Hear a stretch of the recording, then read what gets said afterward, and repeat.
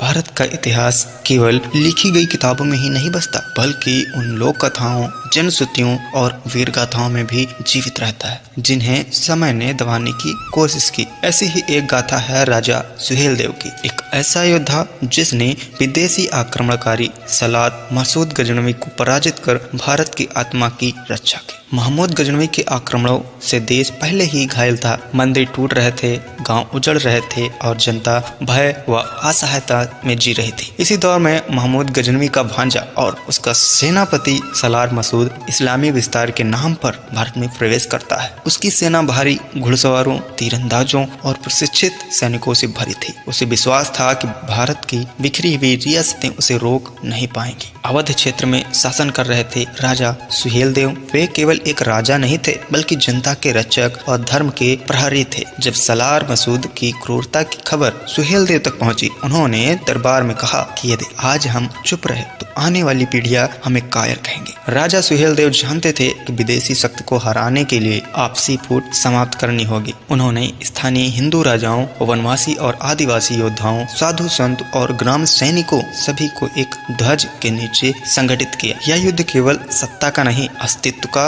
युद्ध था। सालार मसूद की सबसे बड़ी ताकत थी उसकी तेज घुड़सवार सेना। राजा सुहेलदेव ने ताकत से नहीं, रणनीति से जवाब देने का निर्णय किया। उन्होंने युद्ध के लिए चुना बहराइच का दलदली क्षेत्र, जहां घोड़े फंस जाते, भारी कवच बोझ बन जाता, विदेशी सेना की गति टूट जाती। युद्ध का दिन आया। सलार मसूद की सेना ने घमंड के साथ आक्रमण किया। उन्हें विश्वास था कि भारतीय सेना कुछ ही समय में टूट जाएगी, लेकिन जैसे ही घोड़े दलदल में धंसे, चारों दिशाओं से राजा सुहेलदेव की सेना टूट पड़ी। ढोल नगाड़ों की गूंज, हर हर महादेव का नाद और तलवारों की चमक। युद्ध के मध्य राजा सुहेलदेव स्वयं आगे बढ़े। दोनों सेनापतियों का आमना सामना हुआ। लोक कथाओं के अनुसार एक भीषण द्वंद के बाद राजा सुहेलदेव की तलवार सलार मसूद का अंत कर देती है। विदेशी सेना का मनोबल टूट जाता है, आक्रमणकारी भाग खड़े होते हैं। यह जीत केवल एक व्यक्ति की नहीं, यह भारत की संस्कृति की रक्षा थी, धर्म और परंपरा की विजय थी, आत्मसम्मान की पुनर्स्थापना थी। लेकिन दुर्भाग्यवश राजा सुहेलदेव को वह स्थान नहीं मिला जिसके वे